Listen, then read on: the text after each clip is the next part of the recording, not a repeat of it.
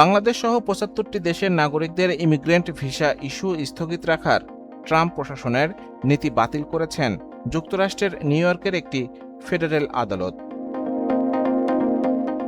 রয়টার্সের প্রতিবেদনে বলা হয়েছে, নিউ ইয়র্কের ইউএস ডিস্ট্রিক্ট জজ জেনেট এ ভাগার্স শুক্রবার দেয়া রায়ে স্টেট ডিপার্টমেন্টের এই নীতিকে আইন বিরোধী বলে উল্লেখ করেছেন। একই সঙ্গে তিনি বলেন, পররাষ্ট্রমন্ত্রী মার্কো রুবিও এই নীতি কার্যকর করে তার আইনগত ক্ষমতার সীমা অতিক্রম করেছেন। রায়ের ফলে বাংলাদেশ সহ সংশ্লিষ্ট ৭৫ দেশের নাগরিকদের শুধু জাতীয়তার ভিত্তিতে ইমিগ্রেন্ট ভিসা প্রত্যাখ্যানের নীতি আর বহাল থাকছে না।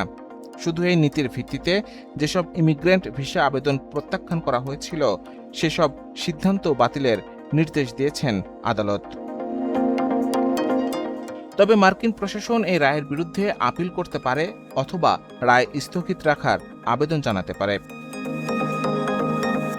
ট্রাম্প প্রশাসন গত ১৪ জানুয়ারি ঘোষণা দিয়েছিল ২১ জানুয়ারি থেকে ৭৫টি দেশের নাগরিকদের ইমিগ্রেন্ট ভিসা ইস্যু স্থগিত থাকবে।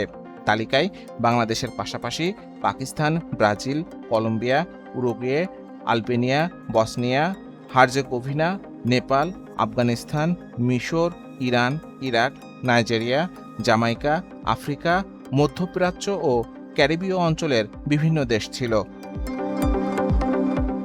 স্টেট ডিপার্টমেন্টের যুক্তি ছিল, এসব দেশের অভিবাসীরা যুক্তরাষ্ট্রে গিয়ে সরকারি সহায়তার উপর নির্ভরশীল হয়ে পড়তে পারেন এবং পাবলিক চার্জ হওয়ার ঝুঁকি তুলনামূলক বেশি।